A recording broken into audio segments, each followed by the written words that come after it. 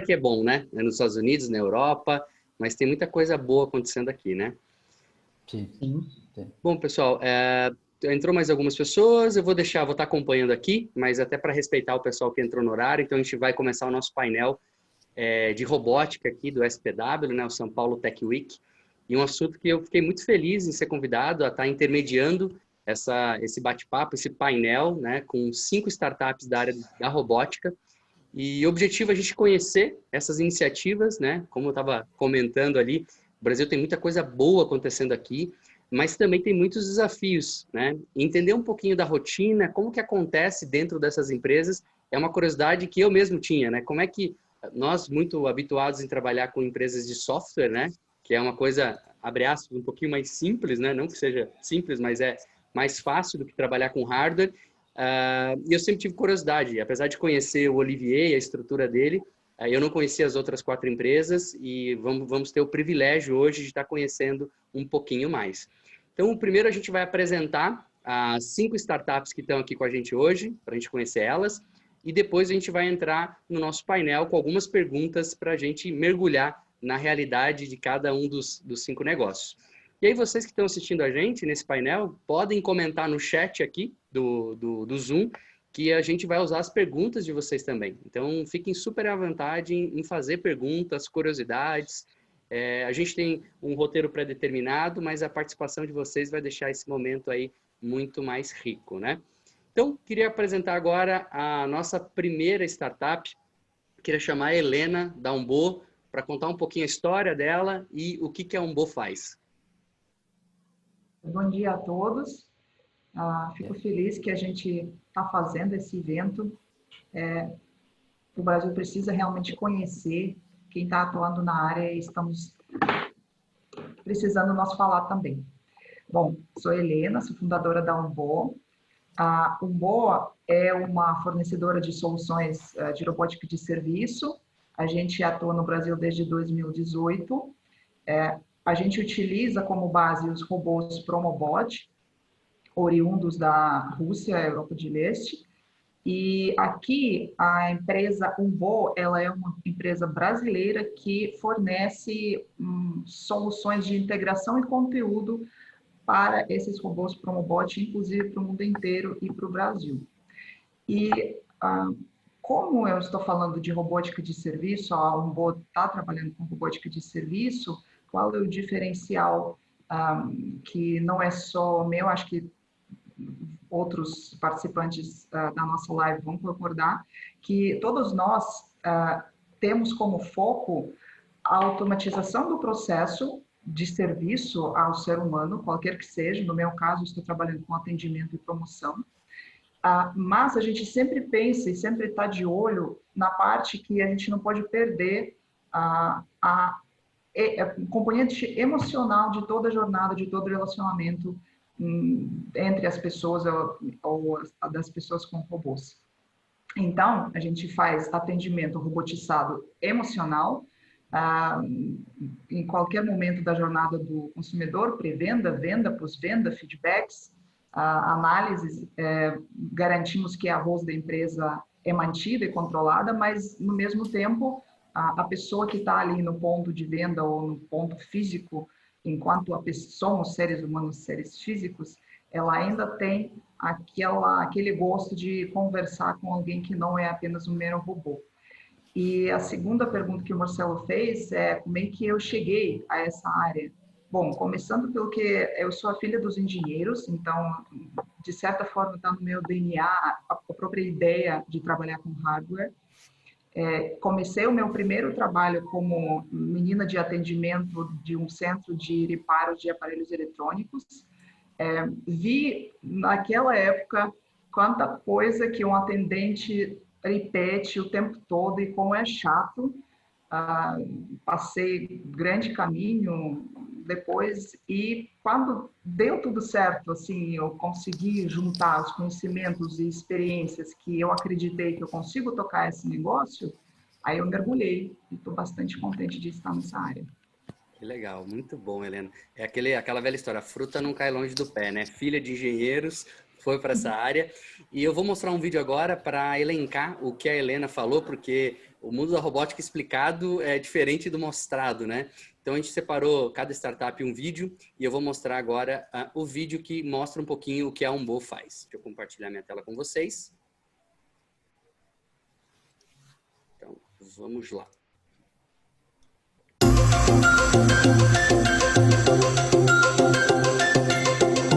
Não está aparecendo.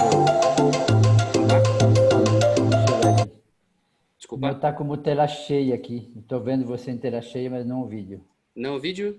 Ou os demais também? Eu vejo o vídeo. Tá vendo o vídeo? Eu vejo. Pra mim tá certo. Pra mim tá normal também. Então tá tu, bom, Olivier, acho que tu tem que desfixar o meu rosto. Tá bom. Tá bom. Vamos lá, deixa eu voltar de novo aqui.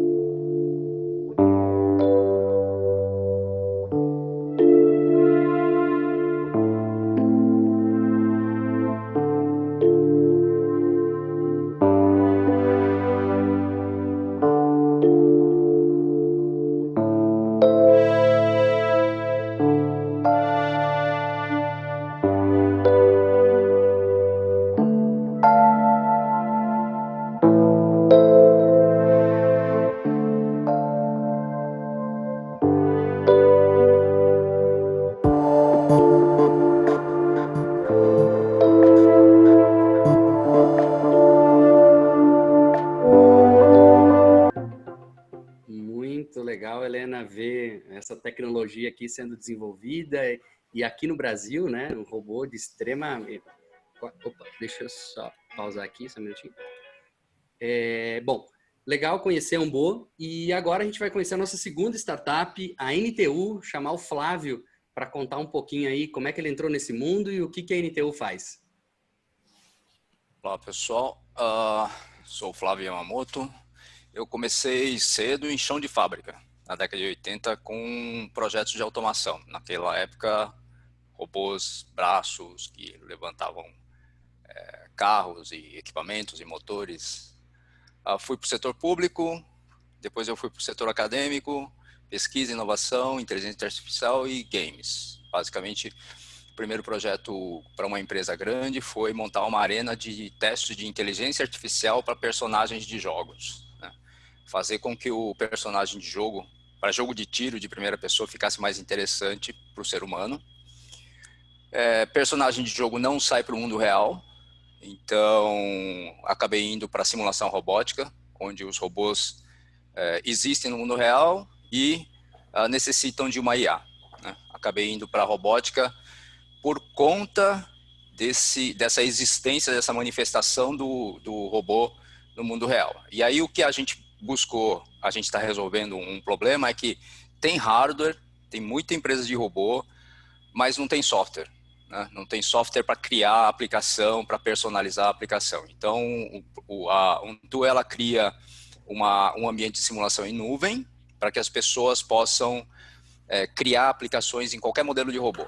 Então, o problema que a gente está resolvendo é como fornecer uma plataforma para as pessoas, onde as pessoas podem criar aplicações de robôs para os seus robôs, para o robô dos outros, e inclusive comercializar essas aplicações. Né? Então, a gente lida com hardware, só que não aparece. A gente lida só com hardware nos bastidores. Né? Então, toda a parte da aplicação é de simulação. É isso que a gente faz. Legal, Flávio, muito bom. Vamos mostrar, então, um pouco da NTU para todo mundo conhecer um pouquinho melhor.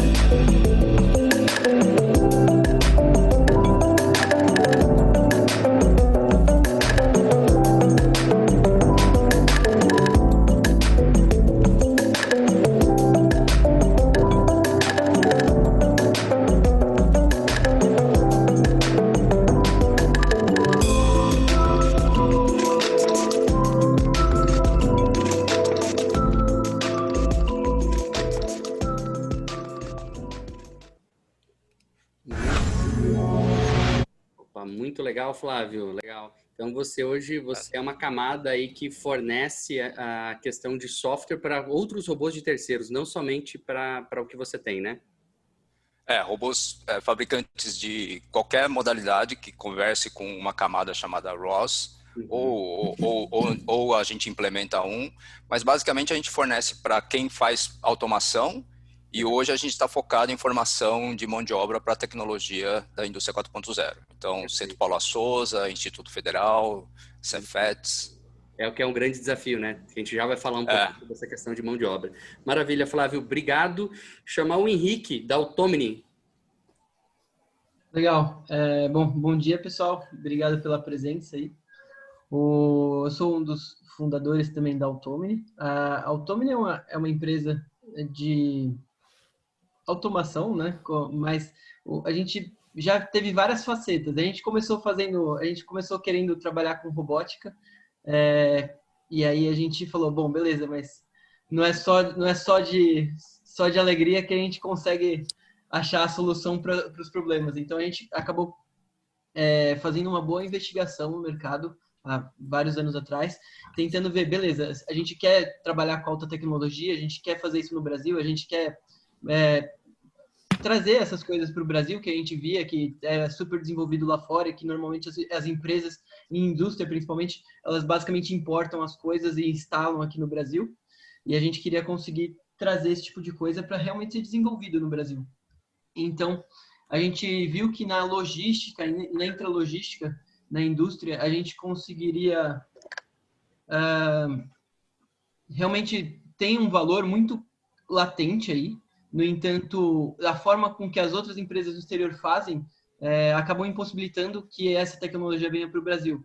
Por questão de custo da própria solução, pela forma com que a solução é feita lá no exterior e até pelas realidades do Brasil. Então, a Automini a gente trabalha pesado para realmente entender qual que é o valor que a gente está entregando para o cliente, que é realmente movimentação de pallets, movimentação de carga intralogística, e fazendo todo o possível para isso se viabilizar financeiramente e tecnologicamente aí para as empresas. Então, realmente, democratizando essa tecnologia no Brasil. Legal, Henrique, muito bom. Então, vamos ver como é que a Automini faz isso. Vou mostrar o vídeo da Automini aí para todo mundo conhecer.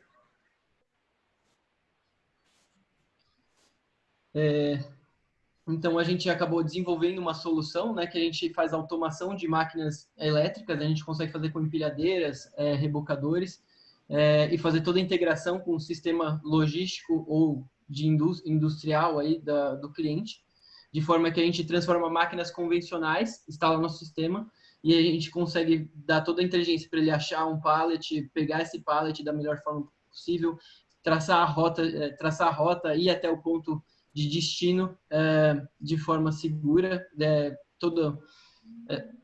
totalmente a construção da máquina, nessa modificação que a gente faz.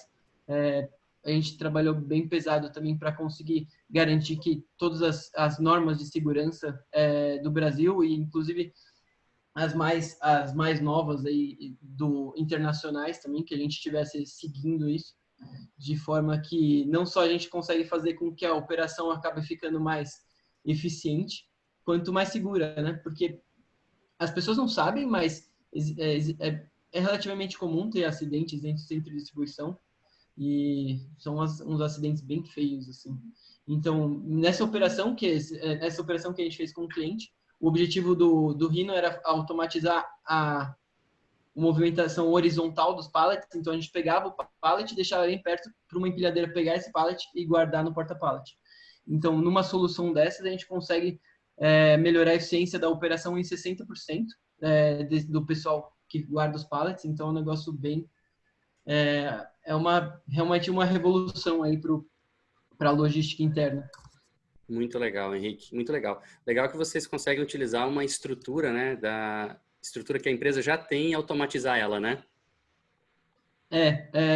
Dependendo da situação, sim. Depende um pouco da máquina, né? Se o cara tiver uma máquina de 20 anos atrás, é melhor né? comprar uma nova.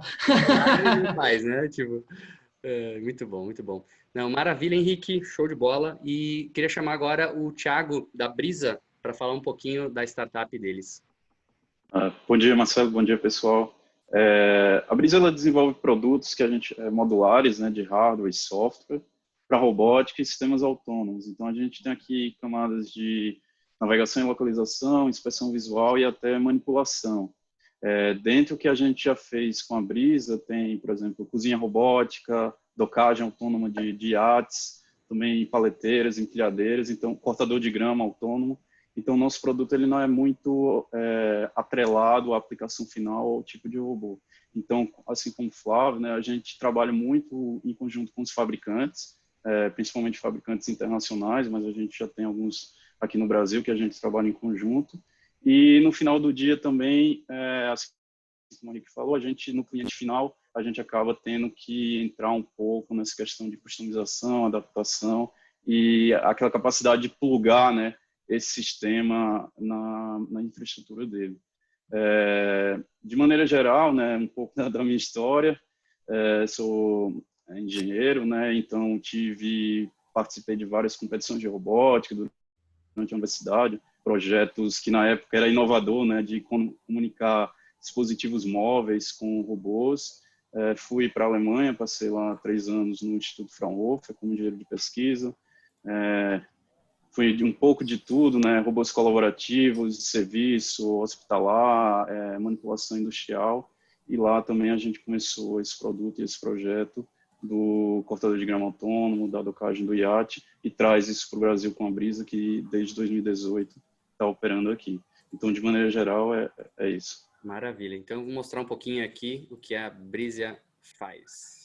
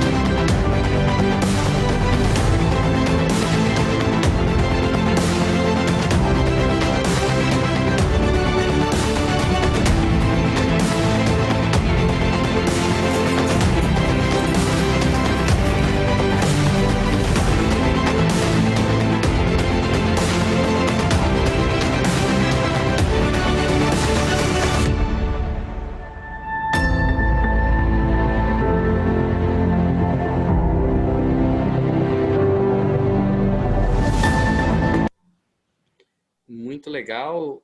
E, Thiago, de cortador de grama a navio, é isso mesmo? A iate, basicamente. Iate. Muito bom, muito legal. Show de bola. E, bom, chamar aí a nossa última startup, Olivier, da Human Robotics.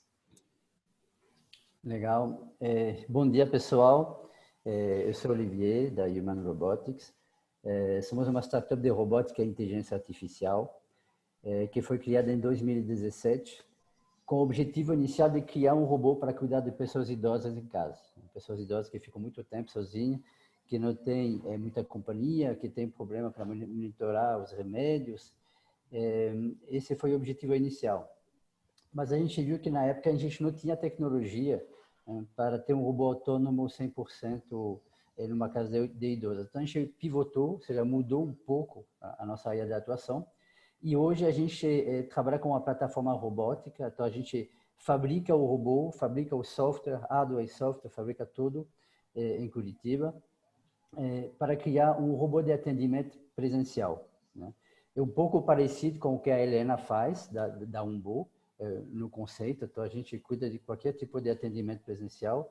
Então a gente tem um robô físico de 1,20 m que detecta a pessoa, se fala em português, mostra a informação, conversa, pode cuidar da jornada de compra. Então, ajuda a automatizar esse tipo de tarefa. Eu tenho um sotaquezinho, eu sou francês, eu moro no Brasil há 25 anos agora, sou engenheiro. E hoje temos a Human Robotics hospedado no Tecnopark da PUC, da Hotmilk, que é onde o Marcelo é o nosso coordenador de inovação. E temos uma equipe hoje de 8 pessoas trabalhando nesse projeto. Maravilha, Olivier. Vamos então mostrar um pouquinho o que a Sim. Human Robotics vem fazendo. Legal. Enquanto eu passo o vídeo, eu vou comentando, né, o que... Então, esse é o que a gente fez no 2020, é um robô para telepresença ou visita virtual em hospitais, tá? Que conecta familiares com seus parentes internados, já que não podia ter visita com a pandemia. O mesmo robô com a mesma finalidade agora numa casa de repouso, também com a ideia de conectar as famílias com as pessoas idosas e também fazer monitoramento em tempo real. Uma modalidade que a gente trabalhava antes da pandemia é usar robôs para eventos, para chamar a atenção, para dar informação, promover produtos de forma autônoma. Isso, um robô para varejo, recebendo pessoas, dando informação, no caso, num shopping, respondendo perguntas. E esse é um teste que a gente fez com uma empresa que chama Binóculos, onde a gente tirou a cabeça do robô e colocou uma câmera 360 graus para fazer evento de realidade virtual. Muito legal, que a gente fez em 2020. Muito legal. Então, mostra aí a questão da versatilidade, né? Que podendo atender aí diversos segmentos, né? Isso ainda é uma coisa que, como a gente tem uma plataforma genérica, a gente ainda está vendo várias áreas. A gente não decidiu qual seria a melhor, então a gente ainda está validando essas diferentes áreas. Maravilha, muito bom. E é interessante, pelo que eu pude entender, a gente tem 3 linhas, né? A Umbo e a Human Robotics com os robôs, como a gente sempre imagina, né? A gente sai e vê os Jetsons, né? Na época de infância e vê o robô lá, e ver isso se materializar. Depois nós temos também a Frisia e a Automni, que trabalham com automatização de empilhadeiras, desde um cortador de grama até um iate, né? Então, transfere tecnologia de robótica para automatizar já equipamentos que já existem, né? E depois nós temos o Flávio, que trabalha com uma camada de inteligência, né? Para fornecer isso de robótica e também com treinamento, né, Flávio? Com essa questão de preparar profissionais para o mercado. Então, é muito legal desmistificar um pouquinho. Eu não tinha, assim, total profundidade em conhecer essa questão de poder... Quando falava de robótica, eu já pensava no robô mesmo, na automação da indústria, mas isso que a Automni e que também a Brisa fazem me chamou bastante a atenção, de você ter um equipamento lá e automatizar ele e transformar ele num robô, né? Bom, muito legal conhecer as 5 empresas. Elas têm desafios diferentes, né? Então, agora a gente vai explorar um pouquinho, conhecer mais dos desafios da robótica aqui no Brasil. E queria muito que, se vocês tiverem alguma questão, alguma dúvida, que vocês usem o chat aí para fazer perguntas, para deixar isso aqui ainda mais rico para todos nós, né? Então, queria começar a fazer a primeira pergunta. Vou começar com a Helena, né? Nossa CEO da startup Umbo, falar um pouquinho dos desafios, né? Ela e o Olivier têm mercados muito parecidos, né? Com aplicações diferentes, mas falar um pouquinho dos desafios, né? Que vocês enfrentam hoje aqui no Brasil por esse tipo de robótica que vocês aplicam, né? Então, contar um pouquinho dos desafios que você tem hoje enfrentado aqui no Brasil. Bom, o Brasil como mercado para robótica, ele é receptivo e ele gosta do que a gente faz na primeira instância, mas depois do segundo momento, as pessoas caem em 2 grupos, basicamente, assim. Ou elas esperam coisa demais, como nos filmes da ficção científica, e quando o estado atual e o que a gente tem no Brasil não é nada pior do que a gente tem lá fora, então, quando o estado atual da indústria de robótica de serviço como um todo não consegue atender as vários sonhos que essas pessoas têm, começa um pouco de decepção e impaciência conosco. Ou o segundo grupo, que simplesmente não acredita que aquilo que inicialmente é demonstrado num vídeo, numa foto, realmente existe e funciona, desde que é definido muito bem o objetivo e a atuação. Então, como... talvez não é só comum para o Olivier e para mim, mas também para todos os outros participantes, a gente precisa explicar para o mercado e ter contato talvez mais abrangente com pessoas para explicar que Funciona? Funciona. Tem limitações? Tem limitações. Voa para o espaço? Ainda não. Sobe a escada? Então, ainda não. Olivier, me ajude, concorda?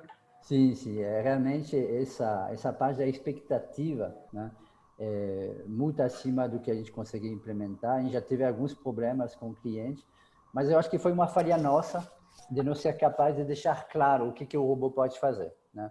Então, as pessoas que vêm com essas duas expectativas, como falou a Helena, o nosso papel, eu acho que aí vem um pouco com a ideia de educar o mercado, explicar o que é possível, e dizer, olha só, entendi o problema, o robô pode fazer isso, isso, assim, até deixar escrito. Eu deixo escrito para botar o pé no chão e explicar direitinho o que pode ser feito, e funciona, né? Mas não deixar muito no ar, porque às vezes fica cada um com sua interpretação e no final, quando você bota o robô para funcionar, tem uma divergência nas expectativas. Então, realmente, isso é bem importante. Isso, então, com que tange essa expectativa, né? Porque vocês trabalham com robôs mesmo, né? Com a carinha do que a gente imagina ser um robô que anda sozinho, que enfim, que tem aquela visualização nossa, né? Do que é a robótica. Então, essa questão da expectativa é um primeiro ponto, né? E a questão de, ainda continuando aqui com a Helena e com o Olivier, a questão de peças e equipamentos, né? A gente tem até o robô de fora, é melhor, isso, aquilo. Como é que funciona hoje para fornecer as peças para os robôs de vocês? Tem no Brasil fornecimento ou vocês têm que buscar fora? Como é que funciona isso? Olivia, como é que funciona isso para você? Então, eu acho que com a Helena a gente tem duas situações diferentes. A Helena importa os robôs, compra os robôs, que são robôs muito bons. E aí você tem pessoas que te ajudam a fazer a manutenção, certo? E aí, quando você precisa de peça, você tem que trazer de fora. A gente fabrica o robô inteiro aqui. Obviamente, tem alguns componentes que a gente importa. A maioria das peças que a gente tem são impressas em 3D. Então, assim, obviamente acontece dar problema de quebrar, mas a gente tem essa facilidade de poder recriar a peça, reimprimir a peça na hora. Então, já aconteceu alguns clientes de quebrar a peça, a gente, em geral, tem as peças, ou fabrica elas na hora, e manda o dia seguinte e faz a troca, né? Então, eu diria que para a gente não é tão complicado e talvez seja um dos diferenciais que a gente tem, que a gente consegue dar um suporte local, a gente, né, tem essa possibilidade de consertar talvez mais rapidamente. Aí, Helena, você me fala nesse sentido. Então, depois eu queria completar com isso daí, pode falar. Tranquilo. Não, eu quis dizer assim, que realmente no nosso robô a gente importa os detalhes de hard, obviamente. A gente tentou achar aqui alguns fornecedores, mas eventualmente a gente sempre cai na China como maior fornecedor. E aí, China, Rússia, então já vai para a Rússia, porque inclusive tem um canal que funciona, então faz bem. Eu não sei, o Henrique, talvez você fale, porque eu quis evoluir um pouquinho sobre, tudo bem, o Olivier falou que ele está fazendo peças impressas em 3D, mas você há de concordar, Olivier, que a parte de eletrônicos, assim, placas e tudo mais, a gente ainda olha para a China, sim, ou você consegue achar aqui? Então, era bem isso que eu ia completar. Principalmente para a parte industrial, existem vários componentes PLC, sensores de segurança, várias dessas coisas que realmente a gente tem que importar. Não existe nenhum fabricante no Brasil, mas uma das coisas que a gente viu é que para a gente conseguir chegar num preço acessível, viabilizar isso aqui no Brasil, alguns componentes, mesmo não sendo realmente nosso objetivo final, a gente acabou tendo que fabricar internamente na Automi. Então, a gente fabrica várias placas aqui na Automi, então a gente faz o projeto, a gente pode até mandar fabricar efetivamente na China e trazer, mas a gente acabou projetando uma grande parte das placas que a gente usa, alguns sensores e várias coisas desse tipo, exatamente por essa falta de opções. Então a gente acabou fazendo várias coisas para a gente conseguir baixar o preço da solução final aqui, né? Entendi. Uma busca constante. Quando a gente fala que fabrica, a gente projeta tudo, no final das contas, tudo que é sensor, tudo isso, mesmo para mandar fazer as placas, né, quando é um lote maior, a gente manda para a China, né? Inclusive, alguns componentes, mesmo com marca, é uma coisa incrível, mas mesmo com marcas americanas, você vai lá no AliExpress da China e você acha o mesmo produto muito mais barato. Obviamente, nem sempre funciona da mesma forma, né? Mas realmente o nosso principal fornecedor hoje, China, e o que tiver local a gente compra basicamente no Mercado Livre, porque tem tempo de entrega legal, tem garantia. Então esses são os nossos dois principais canais para compra. Legal. E eu queria pegar um gancho, Thiago, também. O que ele enxerga sobre essa questão dos desafios? É muito parecido à realidade de vocês aí da Brisa? Não, é bem parecido sim. No final a gente, embora o foco mais seja o software, como eu mencionei, a gente tem um produto e a solução do hardware também, que é a caixa. Eu acho que vai bem, né, no que todo mundo falou.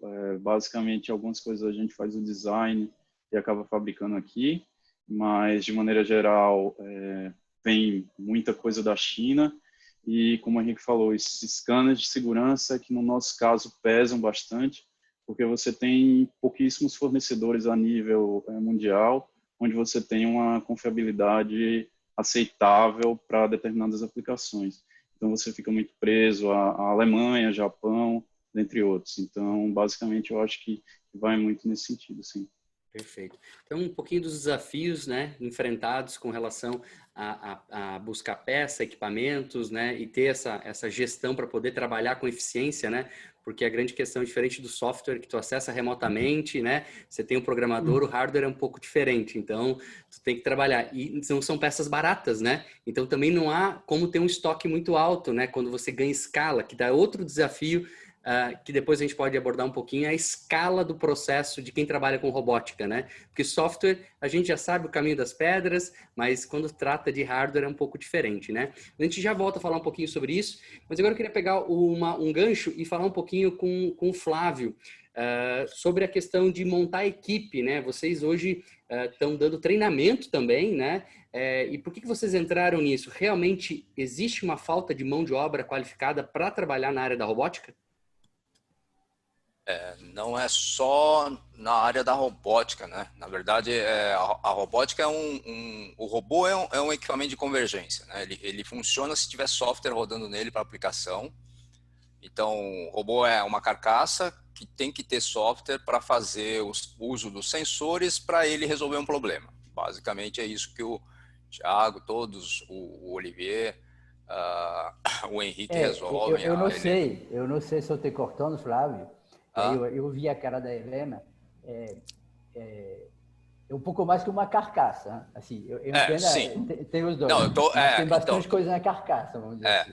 É uma carcaça assim, com sensores que estão lá para fazer o robô ser um sistema de controle, né? Uhum. Então, combinar o uso desses sensores passa por uma camada de software, né? Então, essa carcaça ela precisa que os sensores mais os atuadores atuem de forma harmônica, né?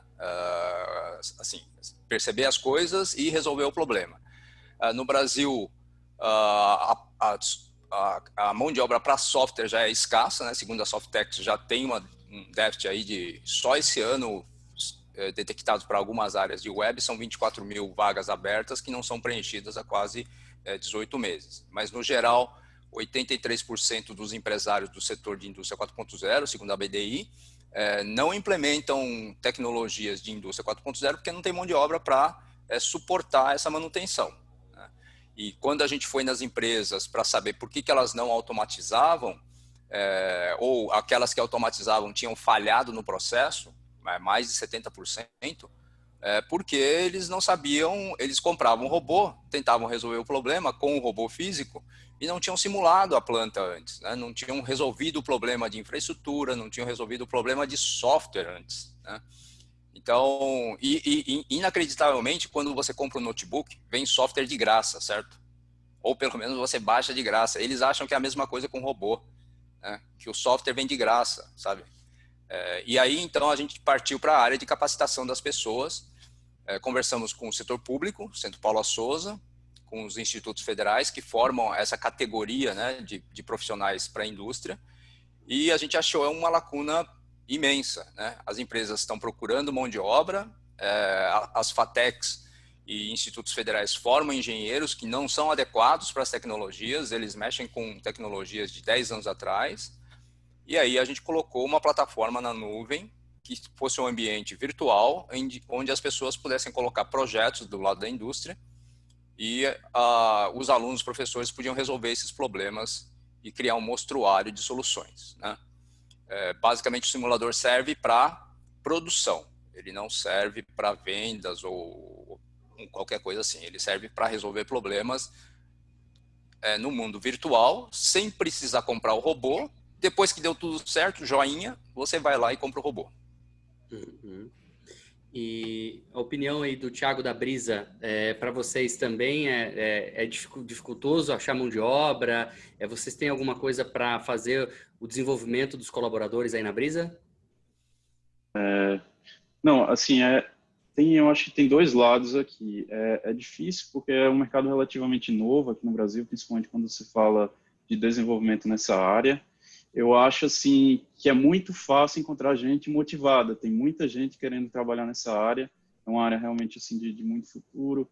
Eu acho que uma coisa que é importante mencionar aqui é que o que qualquer uma das empresas que está fazendo aqui, a Human Robotics, NTU, a Umbo e a Automni, não está muito longe do que está sendo feito lá fora, entendeu? Os desafios são muito similares, os problemas, o que está sendo feito aqui está bem em sintonia com o que está feito lá. Então, tem uma motivação a mais para pessoas estarem trabalhando realmente, vamos chamar assim, no estado da arte da tecnologia. Uhum. Então, é fácil achar pessoas interessadas, mas tem um caminho aí por não ser uma área, assim como outras, até no âmbito de automação, tão consolidadas.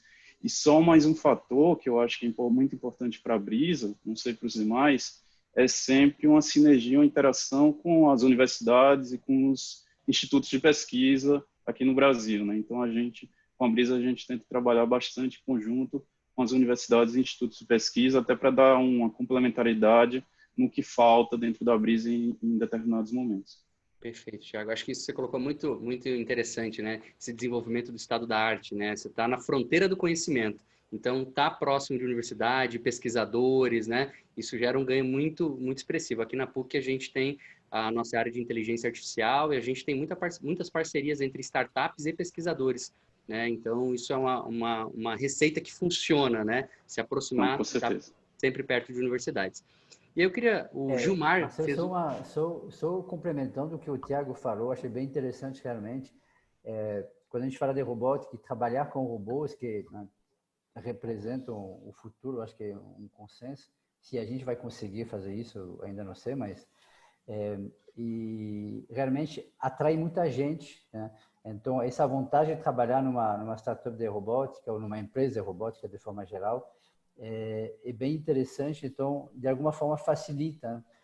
Aqui em Curitiba tem várias empresas muito grandes, como Contabilizei e Banks, mas eu sempre fico pensando entre entrar numa e-banks, assim, uma empresa muito legal, mas ou numa contabilidade para trabalhar com gestão, por exemplo, alguma coisa assim de pagamento, é uma coisa. E entrar numa empresa que trabalha com robôs, que faz robô você mexer, bater na parede às vezes, olhar para as pessoas, conversar, essas coisas, eu acho que é um outro patamar que ajuda a montar a equipe. E que o Thiago falou, essa pessoa a gente vai ter que treinar, porque até não só no Brasil, a nível mundo, são coisas muito novas, então você não vai achar alguém que já tem 10, 15 anos de experiência. Tem que achar pessoas que têm capacidade e vontade de aprender, e aí vai dar certo. Perfeito, Olivier. Eu ia chamar uma pergunta que o Gilmar Jerônimo colocou aqui no chat, um pouquinho sobre mercado, né? Ele colocou a aceitação desse mercado de robótica em termos a leis e burocracia, né? A gente tem duas linhas de robótica diferentes, 3 linhas aqui no nosso bate-papo. Então, entender primeiro o mercado aí dos robôs propriamente ditos aí do Olivier e também da Helena. Como é que funciona a questão da burocracia, leis? Existem impeditivos para que possa avançar um pouquinho mais rápido nesse mercado? Aí não sei. Helena, ladies first. First. Com certeza existe. Mas Por hora, assim, o mercado de robótica das nossas máquinas, ele é tão pouco representativo que quase todos os... A gente não está trabalhando série, a gente não está trabalhando mercado em massa ainda. Então, quase cada modelo é um experimento. Então, mas a certificação, que eu vi que alguém estava perguntando, precisa, a Anatel, dependendo do que você vai colocar no seu robô, por exemplo, você pode colocar lá o lidar que precisa de GPS, você precisa certificar tudo. E essa, na verdade, também é uma dificuldade, porque quando você... o meu robô, por exemplo, na sua mais uma das modificações, ele sabe medir temperatura.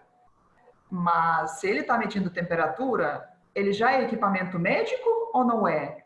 Eu preciso, então, fazer toda a certificação para o equipamento médico ou não?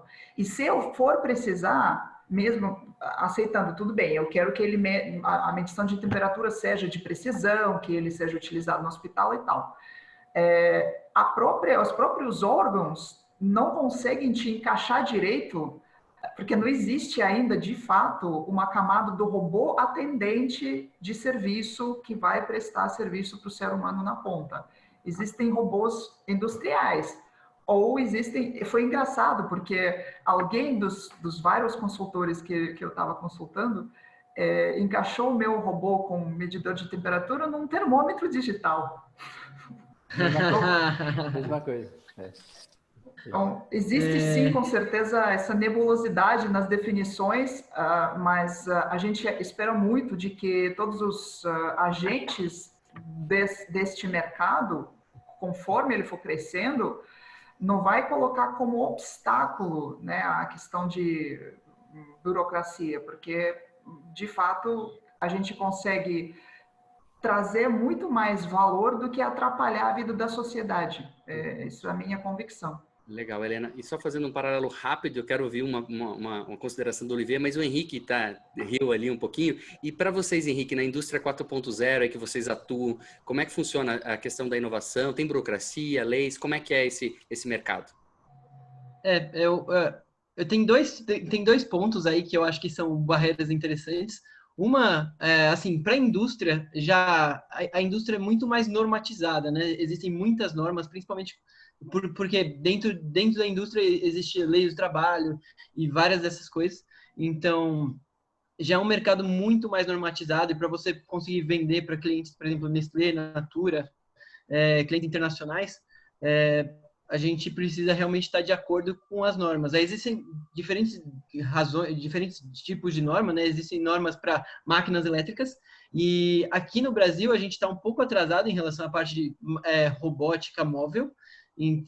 Existe algumas normas internacionais que, inclusive, a Automni ajudou a traduzir esse ano para a gente trazer para o Brasil. Então, ano que vem, a gente deve ter uma norma sobre isso aqui para o Brasil, para intralogística, indústria, intralogística, né, máquinas indoor, o que já facilita um pouco, porque aí você só precisa realmente provar que você está dentro da norma, mostrar todas as análises, mostrar um laudo, e aí as coisas ficam bem mais simples quando você está falando com o pessoal de segurança do trabalho.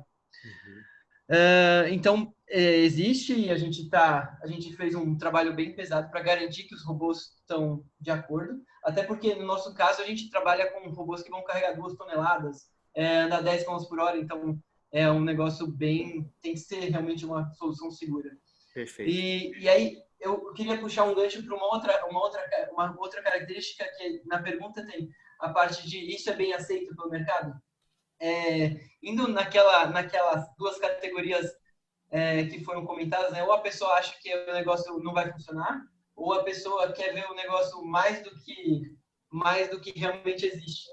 Na indústria é parecido, no entanto, o que o pessoal quer é que a gente primeiro faça um negócio de graça para mostrar que funciona, que o cara quer, putz, você não pode fazer uma POC, você não pode fazer um piloto aqui para mostrar. A gente pode, no entanto, o que o cara quer não é um piloto ver o robô se mexendo, pelo menos da indústria, né? Se mexendo de um lado para o outro. O cara quer realmente vendo o robô gerando valor, carregando uma carga oficial, participando do processo. E isso já é bem mais complexo de ser feito. Realmente tem um trabalho, sei lá, 6 meses para você fazer uma integração bem feita, que funcione bem. Então, na Automi, o que a gente fez para atacar essa questão é que, hoje em dia, a Automi nem é tanto uma empresa de robótica e só de robótica. Na realidade, a gente tem toda uma parte de consultoria, entender o processo logístico, entender o cliente, sugerir quais são as coisas que precisam ser mudadas no processo, para realmente conseguir aí instalar a solução e provar e fazer todos os cálculos de ROI, de retorno de investimento, de forma que numa operação que tenha 2 turnos, a gente consiga não competir com os competidores externos e sim competir com o status quo, com a própria operação, com os funcionários que estão lá, para a gente otimizar a mão de obra que ele tem para um preço, basicamente o mesmo preço que o cliente já está pagando para manter o status quo. Perfeito. Puxando rápido para o Olivier, e no mercado hospitalar, da área médica, né, Olivier? Você que teve um projeto esse ano, tem barreiras? Como é que funcionou esse processo? Então, é bem parecido com o que a Helena comentou.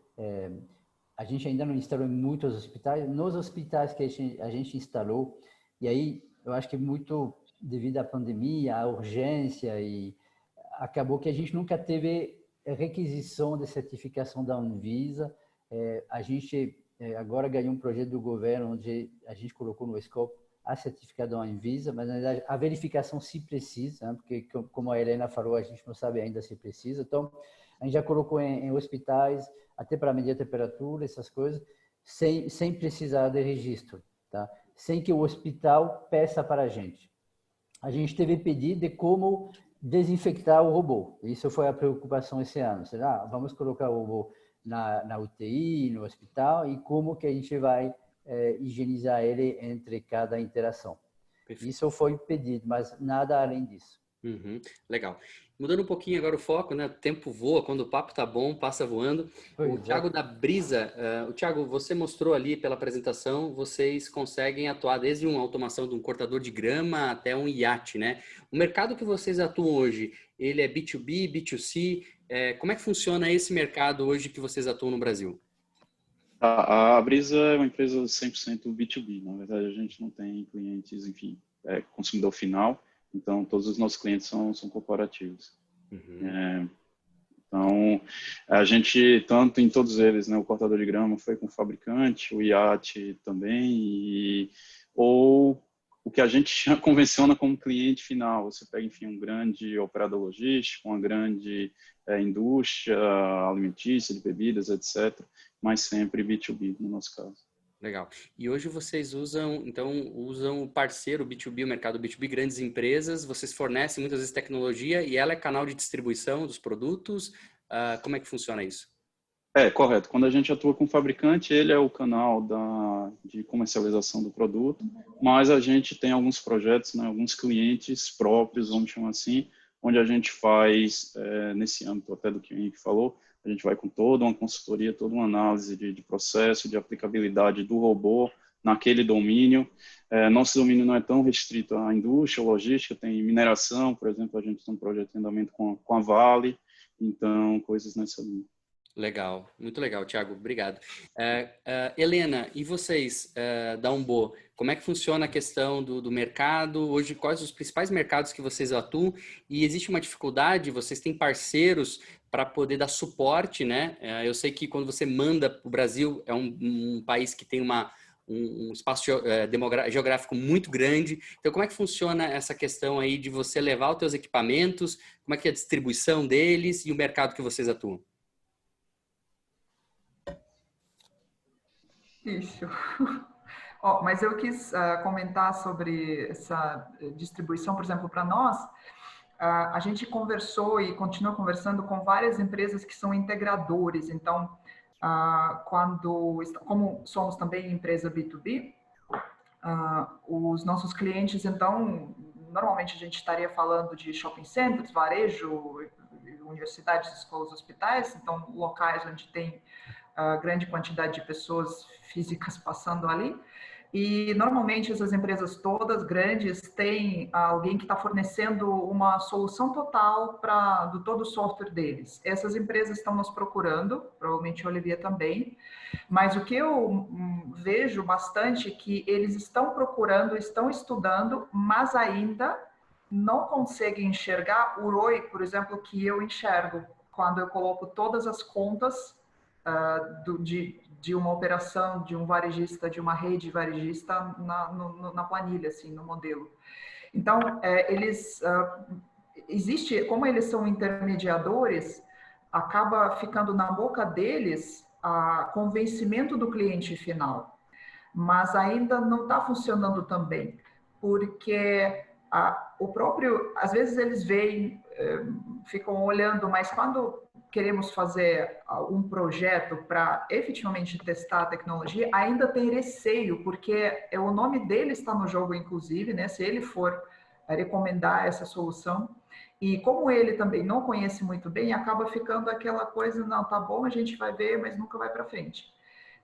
Fora disso, a gente tem muito também, o que é mais líquido para a empresa como de Olivier e para mim, para se sustentar enquanto a gente está esperando ou caçando grandes projetos. A gente com certeza vai rodar eventos que este ano travou total.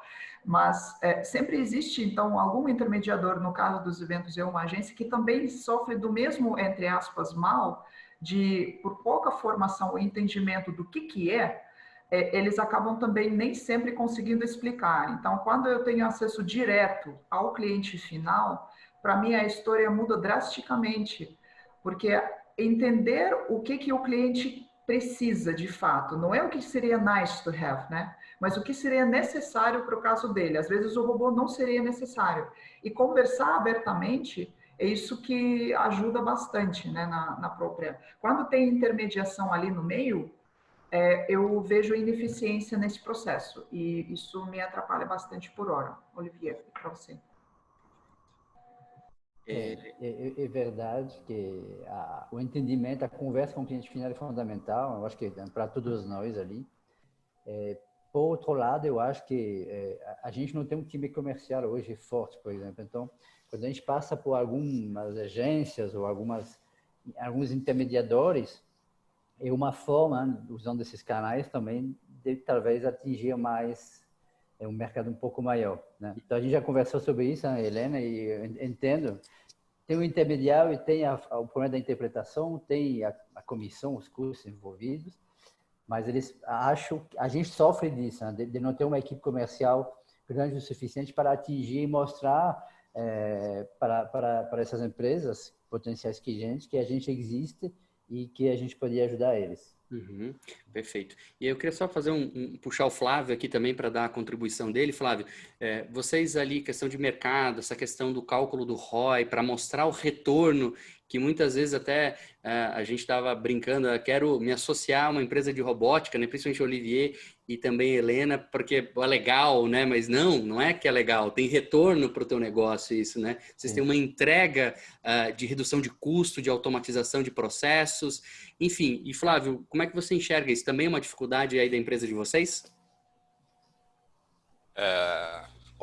A gente presta consultoria para empresas, ou pelo menos estava fazendo isso antes do Covid, para automação, e o cálculo do ROI para automação de processos em indústria, ele é bem mais pé no chão, né? Que, igual o Henrique falou, acaba virando mais um serviço de consultoria para mostrar onde é que está a modificação e o ganho dentro do estado atual da empresa, se você automatizar, e quanto que ele precisa investir em infraestrutura.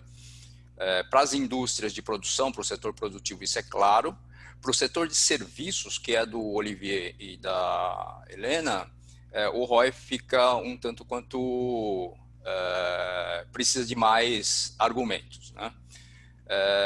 A gente vende o simulador como plataforma de solução de prototipação rápida para a indústria.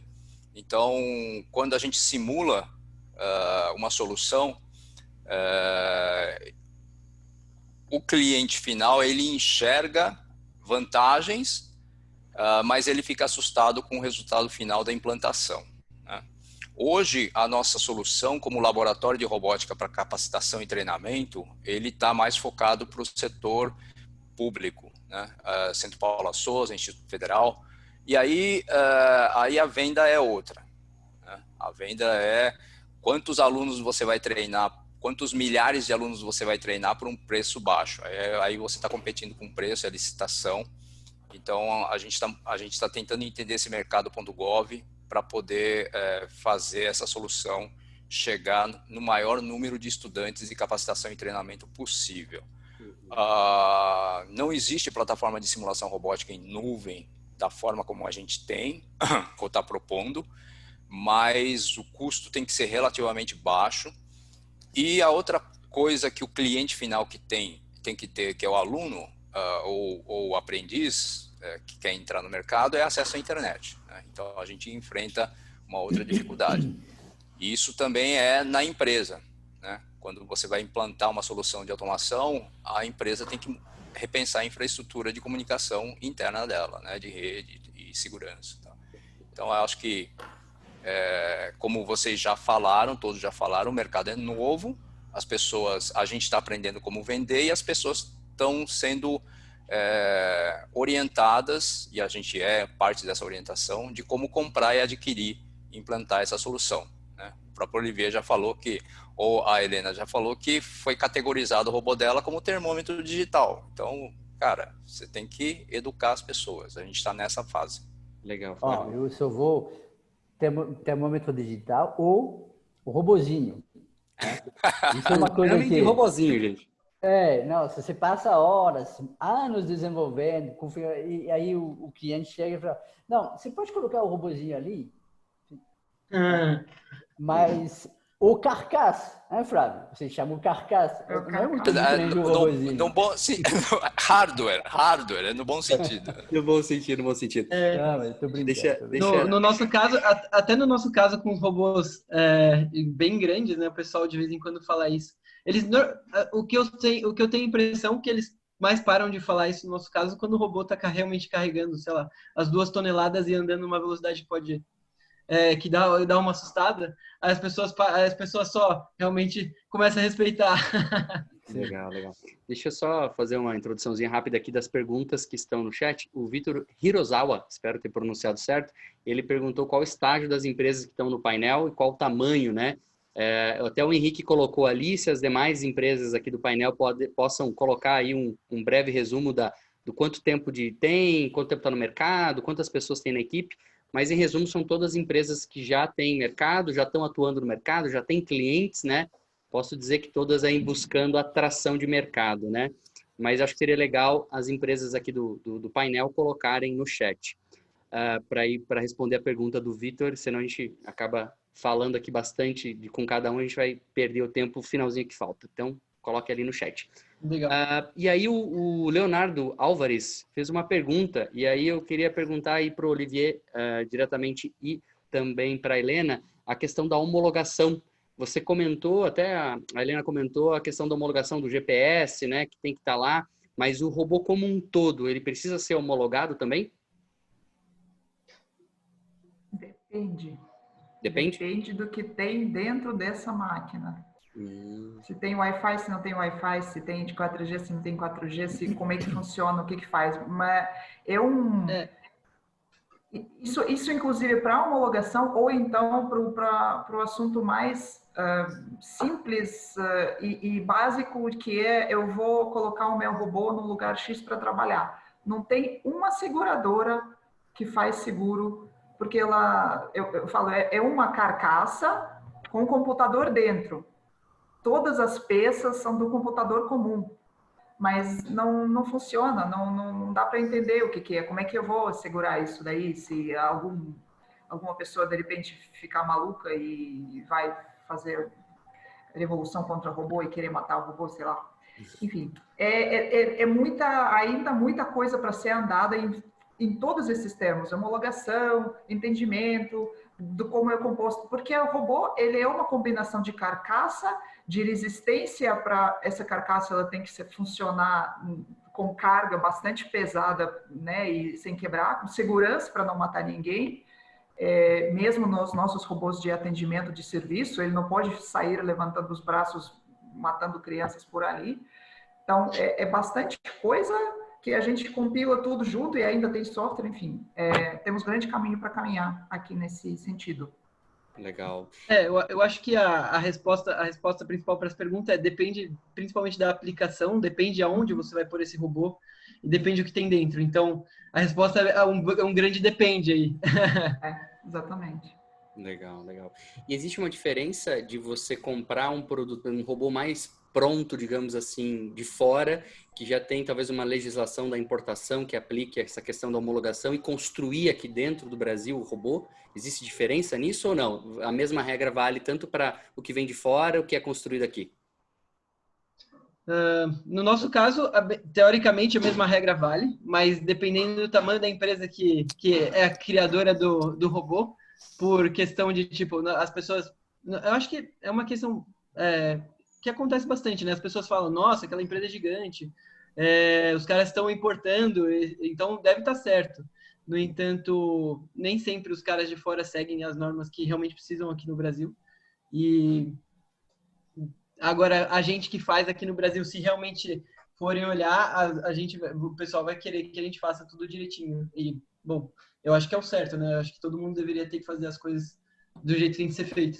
Perfeito, perfeito. Maravilha, Henrique. Acho que responde bem a minha pergunta. Bom, a gente chegou em 11 horas, 11h04 agora, né? Praticamente cravamos, a gente começou 10h04, 1 hora. E aí eu não sei se vocês, quem ficar à vontade, quem quiser sair, a gente tem só um fechamento agora, algumas considerações finais e algumas perguntas para a gente fechar, né? Mas como a gente está dando liberdade para cumprir o horário, mas eu não gostaria de acabar agora sem um fechamento. Até o Leandro colocou, já vai acabar, é tão legal. Eu não vi 1 hora passar, tá, gente? É um assunto tão legal, tão bom você conhecer esse mercado, que chama atenção e passou 1 hora, né? Mas para fechar agora essa questão do nosso painel, eu queria chamar agora os nossos painelistas para uma consideração final, um recado para falar ou do mercado, ou dos desafios, ou de um olhar que as pessoas têm que ter para esse mercado. Enfim, queria chamar vocês só para uma consideração final, começar com o Olivier. Olivier, um recado final aí para esse pessoal que está assistindo sobre esse mercado de robótica aí. Legal. Bom, primeiro agradecer a todos os participantes, panelistas ou convidados ali, para passar 1 hora com a gente para entender um pouco mais sobre a robótica. Agradecer à PUC, o Marcelo que está mediando esse debate, acho que foi bem interessante. Eu acho que um grande recado é a conscientização, o que a gente comentou de deixar claro para todo mundo que está assistindo que existem empresas de robótica no Brasil, com conhecimento avançado, provavelmente igual ao que tem fora. Existem muitas aplicações realmente úteis para os robôs, e aí eu estou falando de robôs industriais e robôs sociais. Não é só, pensando aí na nossa dor, com a Helena, não é só um robô para fazer marketing, a gente realmente consegue ajudar, consegue otimizar processos, consegue padronizar processos com robôs. Então, acho que é bem interessante. Fazendo só uma observação, no painel aqui tem o Victor, que trabalha na Britânia, e a gente está começando a conversar em como colocar um robô numa loja de varejo para padronizar o atendimento, padronizar o tipo de informação que a gente vai passar para os clientes, e ter dados sobre as interações dos clientes. Então, ali tem uma forma de medir o ROI, eu acho que é uma coisa bem eficiente. Uma coisa que também a gente não comentou muito, tem uma questão de mindset. Então, a gente já teve alguns problemas, e eu acho que todos os envolvidos aqui também, às vezes a gente vende um robô, aluga um robô e a pessoa acha que nem uma televisão. Né? Você compra a televisão, tira da caixa, liga na tomada e funciona. Com a televisão é verdade, com o robô não é. Né? Então, dependendo das aplicações, a gente pode ter entre 2, 3, 4, 5 meses de configuração, de implantação para chegar ao resultado. Então, tem que ter um mindset que contratar o robô, o projeto com robótica ou inteligência artificial, é quase que um projeto de cocriação. Né? Ou seja, a empresa, o cliente vão sentar juntos e aí é uma parceria, porque um tem que abrir para o outro, eu consigo fazer isso, eu preciso disso, ver o que encaixa para montar uma solução. Então, mindset de cocriação. Se o cliente não tiver esse mindset,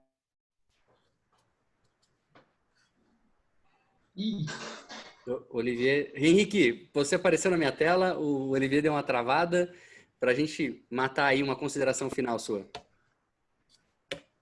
Legal. Bom, eu acho que eu vou completar o que o Olivier estava falando, então o mindset.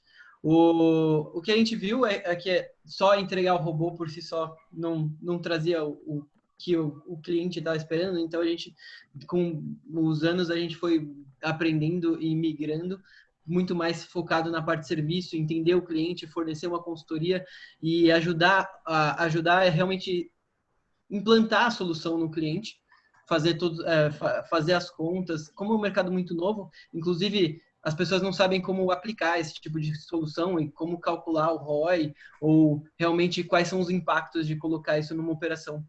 Então, a gente tem toda uma consultoria que a gente, desde o momento zero, a gente vai conversar com o cliente, vai entender qual é a necessidade dele, quais são os processos que ele tem, como a gente pode aplicar em diferentes tipos de processo as nossas soluções para realmente fornecer o serviço, que é o que efetivamente a gente cobra, né? De movimentação de pallet, movimentação de cargas. E então é aquilo que eu comentei, a Automi não é bem só uma empresa de robótica, né? E sim uma empresa de robótica, de serviço, de consultoria, de movimentação de pallets. Então, a gente está indo nessa linha. Maravilha, Henrique. Thiago, da Brisa. A pessoa travou aqui bem rápido. Eu acho que ficou complicado depois do Olivier, né? Eu acho que ele falou bastante, do Henrique também, questão de educação de mercado, nessa questão de quase você pegar na mão, principalmente nesse primeiro momento do cliente, explicar algumas coisas, tanto o ROI como utilizar aqui no processo. Também essa questão de mostrar realmente que a tecnologia nacional está equiparada, né, tá papar ali com a de fora, que muitas vezes tem um receio ainda, ninguém pode ser inocente aqui de não achar isso, né? Mas eu acho que é um trabalho que todos aqui estão fazendo e que eu acho que a gente tem que continuar fazendo, e eu acredito bastante nesse mercado, nessa tecnologia, no propósito, como o Olivier falou, né, que a robótica, enfim, a automatização desses equipamentos, ele pode realmente revolucionar a indústria, a logística, os serviços e também a parte hospitalar. Então, acho que a mensagem é isso, e só agradecer a todo mundo, né, os convidados e também o pessoal que teve a paciência de assistir a gente. Eu acho que, de maneira geral, é isso. Obrigado. Obrigado, Thiago. Flávio. Boa, Thiago. Flávio. Bom, pessoal, obrigado. Agradeço aí pelo convite, pela participação de vocês, pela atenção. Vários incentivos do Ministério da Indústria, Tecnologia para implantação de automação e robotização. Então, as empresas, eu acho que vão caminhar nesse sentido, né? Tem dinheiro chegando, tem dinheiro entrando para as empresas e assessoria.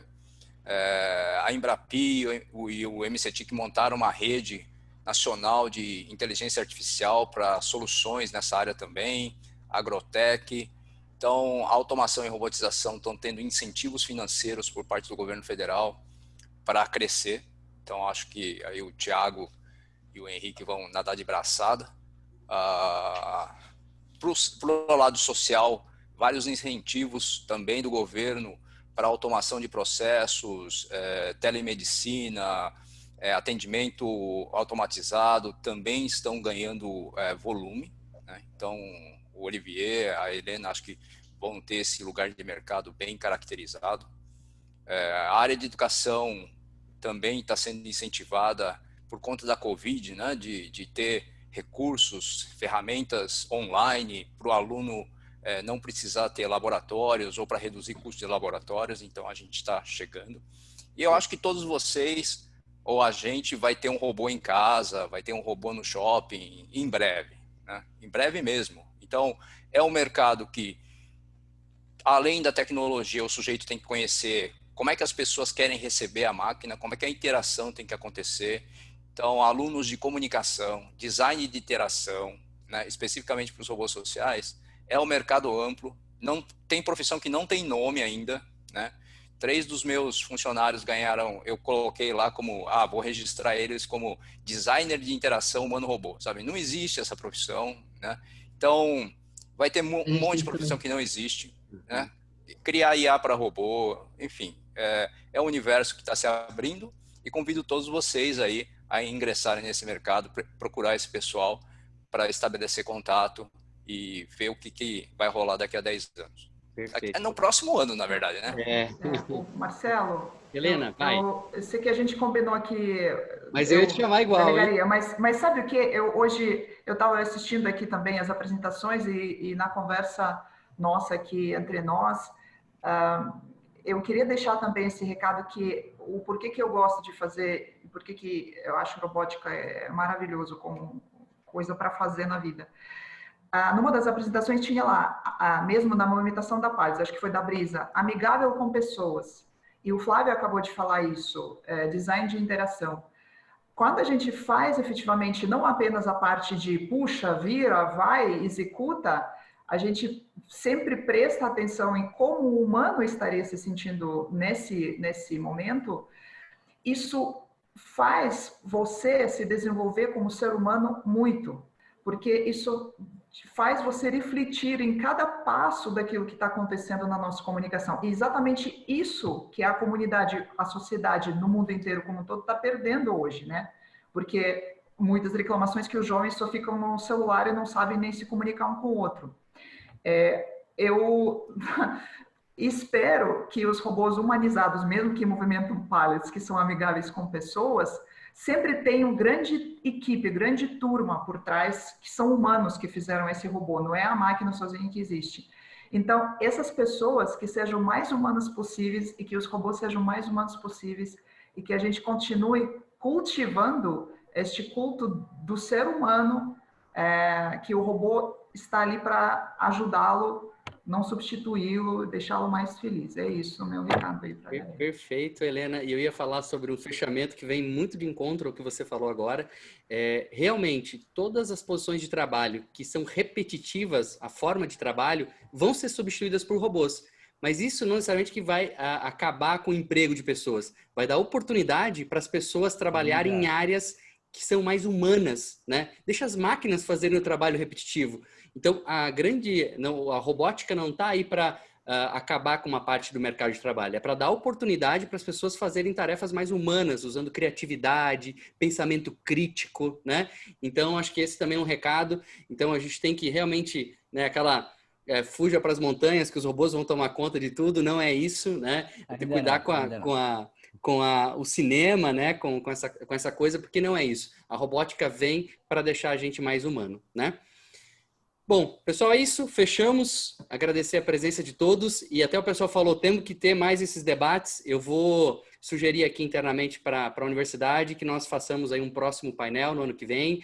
Um painel maior, a gente vai ampliar isso aqui, porque esse é um tema que é muito gostoso. Eu não vi essa 1 hora passar e vamos trazer mais à tona essa discussão, que ela é realmente muito interessante. Beleza? Muito obrigada a todos. Obrigado, Legal, gente. pessoal. Muito obrigado por gente todo mundo. Tchau, tchau. Valeu, gente. Tchau, tchau. Um abraço a todos. Tchau, tchau.